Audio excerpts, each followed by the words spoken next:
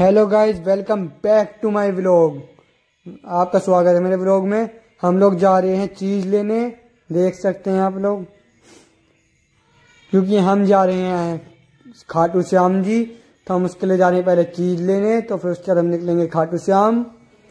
जिस किसी को भी खाटू श्याम जी के दर्शन करने हैं आज शाम को मैं लाइव आऊँगा, तो आ जाना। अपनी अपनी नोटिफिकेशन ऑन करके रखना यूट्यूब की, और मेरा बेल आइकन दबा के रखना। तो दोस्तों, हम लोग आ गए हैं चीज़ लेके। ये रही हमारी चीज़ें। अब हम जा रहे हैं घर। फिर हम होंगे थोड़ा बहुत तैयार, नहाएंगे धोएंगे और तैयार होके हम निकल जाएंगे फिर खाटू श्याम जी, और फिर जाएंगे हम सालासर उसके बाद।